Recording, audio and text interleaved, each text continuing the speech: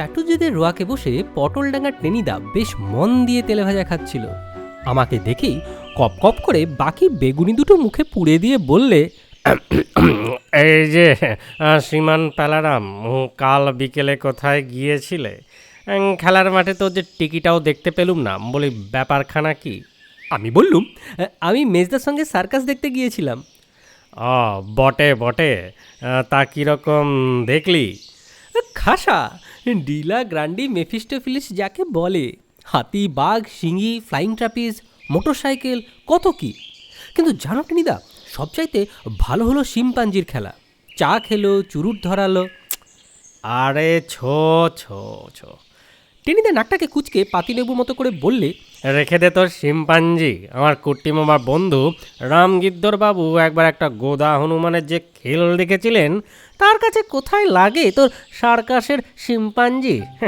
নস্যি, সেরফ নস্যি। তাই নাকি? আমি টেনিদার কাছে ঘন হয়ে বললুম, রামগিদ্ধর বাবু কোথায় দেখলেন সে খেলা? উড়িষ্যায়। আমি মাথা নেড়ে বললুম, বুঝেছি, পুরীতে গিয়ে জগন্নাথের মন্দিরে আমি কয়েকটা বড় হনুমান দেখেছিলুম। ধ্যাত্তর পুরী, ওগুলো আবার মনীষী থরি হনুমান নাকি? গাদা গাদা জগন্নাথের পেশাদ খেয়ে নাদা পেট নিয়ে বসে আছে, গলা একটা করে মাদুলি পরিয়ে দিলেই হয়। হনুমান দেখতে গেলে জঙ্গলে যেতে হয়, মানে কেওনঝড়ের জঙ্গলে। কেওনঝড়? সে আবার কোথায়? তাই যদি জানবি তাহলে পটল ডাঙায় বসে পটল দিয়ে শিঙি মাছের ঝোল খাবি কেন রে? নে, গপ্প শুনবি তো এখন মুখে স্ক্রুপ এঁটে চুপটি করে বসে থাক, বকের মতন বক বক করিস নি। বক তো বক বক করে না, ক্যা ক্যা করে। চুপ রাও, বক বক বক করে না, তাহলে কোনোদিন বলে বসবি কাক কা কা করে না, পাঠার মতন ভ্যাঁ ভ্যাঁ করে ডাকে। আচ্ছা আচ্ছা, হয়েছে হয়েছে, তুমি তুমি বলে যাও। বলবই তো, তোকে আমি তোয়াক্কা করি নাকি? এখন আমাকে ডিস্টার্ব করিস নি, মন দিয়ে রামগিদ্ধরবাবু গল্প শুনে যা, বিস্তর জ্ঞান লাভ করতে পারবি। তো হয়েছে কি, রামগিদ্ধরবাবু কন্ট্রাক্টরের কাজ করতেন, মানে পুল টুল রাস্তাঘাট এইসব বানাতে হতো তাকে। সেই কাজেই তাকে সেবার কেওনঝড়ে জঙ্গলে যেতে হয়েছিল। কুলি তাবু জিপগাড়ি এইসব নিয়ে সে এক এলাহি কাণ্ড। বনের ভেতরেই একটুখানি ফাঁকা জায়গা দেখে রামগিদ্ধর তাবু ফেলেছেন। মাইল 2 দূরে পাহাড়ি নদীর ওপর একটা পুল তৈরি হচ্ছে। সকালে বিকালে সেখানে জিপ নিয়ে রামগিদ্ধরবাবু কাজ দেখতে যান। জঙ্গলে তার হনুমান, আর গাছে গাছে তাদের আস্থানা। কিন্তু লোকজনের উৎপাতে আর জিপের আওয়াজে তারা এদিক ওদিক পালিয়ে গেল। রামচন্দ্রজি তো আর নেই, কার উপর আর ভরসা রাখবে বল? কুলিরা অবশ্যই মাঝে মাঝে ঢোল আর খঞ্জনি বাজিয়ে রাম্মা হো বলে গান গাইতো, কিন্তু সে বিকট চিৎকার শুনে কি আর অবলা জীব কাছে আসতে সাহস পায়? তবু একটা কাণ্ড ঘটল। সেদিন দুপুরবেলায় তাঁবুর বাইরে রামগিদ্ধর চাপাটি খাচ্ছিলেন। হঠাৎ দেখলেন সামনে গাছের ডালে বসে একটা গোদা হনুমান জুলজুল করে তাকাচ্ছে।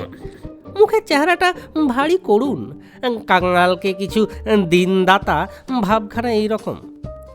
রামগিদ্ধরবাবুর ভারী মায়া হলো, একটা চাপাটি ছুঁড়ে দিলেন।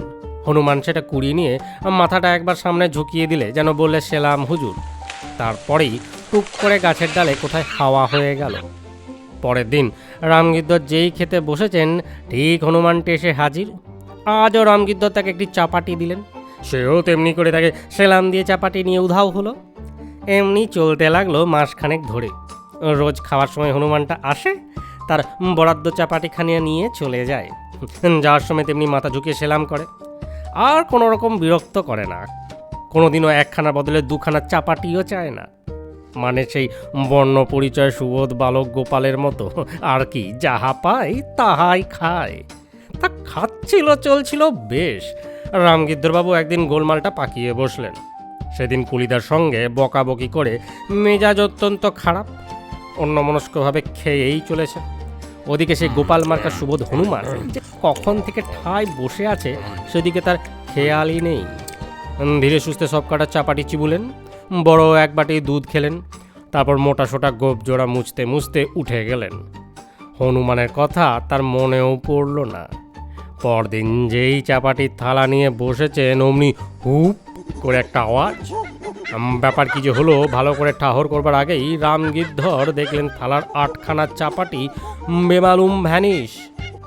তার নাকের সামনে মস্ত একটা ল্যাজ একেবারে চাবুকের মতন দুলে গেল হুপ করে শব্দেতে, আর একবার গাছের ডাল ঝরঝর করে নড়ে উঠল। ব্যাস, কোথাও আর কিছু নেই। দু একজন কুলি হই হই করে উঠলো, ঠাকুর হায় হায় হায় হায় করতে লাগলো, আর রামগিদ্ধর সেফ হাঁ করে রইলেন। ऐसा बेईमानी, रोज रोज हतच्छाड़ा हनुमान को चपाटी खिलाচ্ছি और से कि ना ऐसा बेतमीज। আর কোনো জানোয়ার হলে রামগিদ্ধ তাকে গুলি করে মারতেন, কিন্তু মহাবীর জীব জাত ভাইকে তো আর সত্যি গুলি করা যায় না, সে তো মহাপাপ। আর রাগের চোটে রামগিদ্ধর মুখের এক গোছা গোপি টেনে ছিঁড়ে ফেললেন। বললেন, দাঁড়াও রামগিদ্ধর চৌধুরী, খাস বলিয়া জেলার রাজপুত, আমিও তোমায় ঠান্ডা করে দিচ্ছি। পরদিন ঠাকুরকে ডেকে বললেন, এখানে সবচাইতে ঝাল যে মির্চাই মানে লঙ্কা পাওয়া যায়, তারই বাটনা করো 6টা খানেক, আর তাই দিয়ে তৈরি করো 2খানা চাপাটি, তারপর আমি দেখে নিচ্ছি হনুমানজিকে। খেতে বসেই কোনো দিকে না তাকিয়ে, মানে থালা শুধু লোপাট হওয়ার আগেই কোনো চান্স না দিয়ে রামগিদ্ধ সেই লঙ্কা বাটা ভর্তি চাপাটি 2খানা একেবারে ছুঁড়ে দিলেন মাটিতে। আবার শব্দ হলো, হুপ। হনুমান নেমে পড়লো, পুড়িয়ে নিল চাপাটি, রোজকার মতন সেলাম করলে, তারপর টুপ করে গাছের ডালে। রামগিদ্ধর কুলিরা তার দুপাশে লাঠি হাতে দাঁড়িয়ে রইল যাতে কোনো অঘটন না ঘটে। আর 2 মিনিটের ভেতরেই গাছের উপরে থেকে নিদারুণ এক চিৎকার শোনা গেল।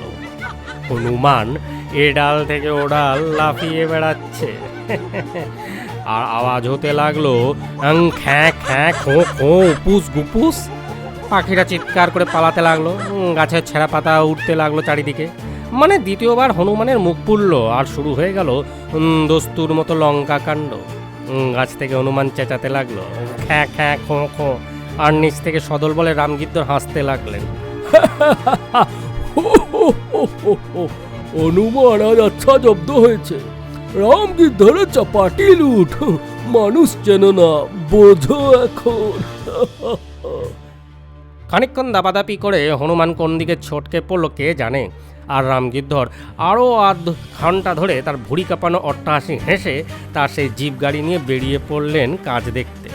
হনুমানের মুখ পুড়িয়ে মনে মনে তো বেজায় খুশি হয়েছেন, কিন্তু রামায়ণের রাবণের যে কি দশা হয়েছিল সেটা বেমালুম ভুলে গেছেন। তখন টের পেলেন বিকেলেই। কাজ দেখে যখন ফিরে আসছেন, বনের মধ্যে তখন ছায়া নেমেছে, দিব্যি ঝিরঝিরে হাওয়া বইছে, চারিদিকে পাখি টাকি ডাকছে। রামগিদ্ধরের মেজাজটাও ভারী খুশি হয়ে রয়েছে। আস্তে আস্তে জিপ চলছে, আর রামগিদ্ধর গুনগুন করে গান গাইছেন। ওরে হো বন में चले रामचंद्र जी, साथ में चले लक्ष्मण भाई। এই সময় জিপের ড্রাইভার বাটকল সিং বললে, আরে আরে এ কি বেকুবের কাণ্ড! রাস্তা জুড়ে গাছের ডাল ভেঙে রেখেছে, এখন যায় কি করে? রামগিদ্ধর দেখলেন তাই বটে। ছোট বড় ডালপালা নিয়ে বনের ছোট্ট পথটি যেন একেবারে ব্যারিকেড করে রাখা হয়েছে। বুনো লোকগুলোর কারবারই আলাদা। বিরক্ত হয়ে বললেন, গাড়ি থামিয়ে রাস্তা সাফ করো বটকুল সিং।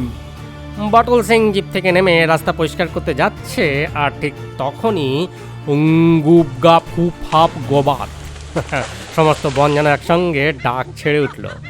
গাছের মাথায় মাথায় ঝড় বয়ে গেল, আর বললে বিশ্বাস করবি না পেলা, দুপদাপ শব্দ করতে কমসে কম 150 হনুমান লাফিয়ে পড়ে রামগিদ্ধর বাবুর জিপ গাড়ি ঘেরাও করে ফেললে।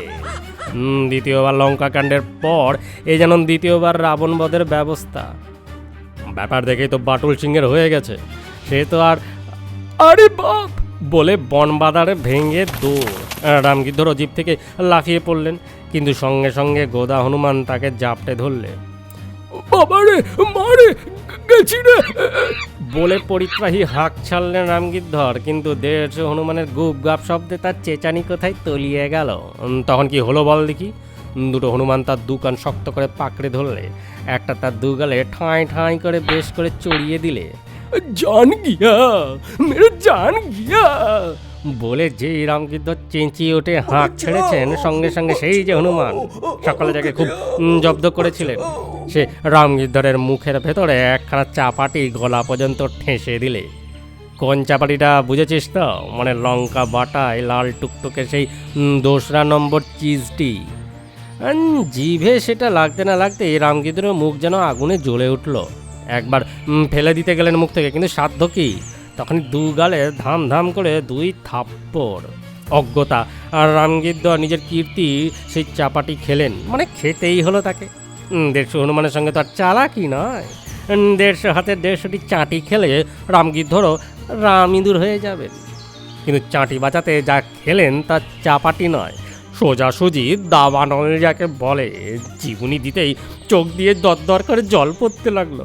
মনে হতে লাগলো গলা থেকে চাঁদি পর্যন্ত কি বলে একটা লেলিহান শিখাই জ্বলছে। রামগিদ্ধর কেবল তার স্বরে বলতে পারলেন, জল জল। তারপরে সব অন্ধকার। ওদিকে কুলিদ্দর আর বন্দুক টন্দুক নিয়ে বাটকুল যখন ফিরে এলো, তখন হনুমানদের এতটুকু চিহ্ন কোথাও নেই। কেবল রামগিদ্ধর পথের মাঝখানে অজ্ঞান হয়ে পড়ে আছেন। তারপর সেই চাপাটির চোট সামলাতে পাক্কা 1 মাস হাসপাতালে। তাই বলছিলাম, আমার কাছে সার্কাসে শিম্পাঞ্জির গপ্প করিসনি। আসল খেল দেখতে চাস তো সোজা কেওনঝড়ের জঙ্গলে চলে যা। এই বলে পটলডাঙ্গা টেনিদা আমার চাঁদিতে কোরাং করে একটা গাঁটটা মারলো। তারপরেই 3-4টে বড় বড় লাফ দিয়ে সোজা শ্রদ্ধানন্দ পার্কের দিকে হাওয়া হয়ে গেল। এখানেই সমাপ্ত নারায়ণ গঙ্গোপাধ্যায় রচিত টেনিদা সমগ্র থেকে নিদারুণ প্রতিশোধ।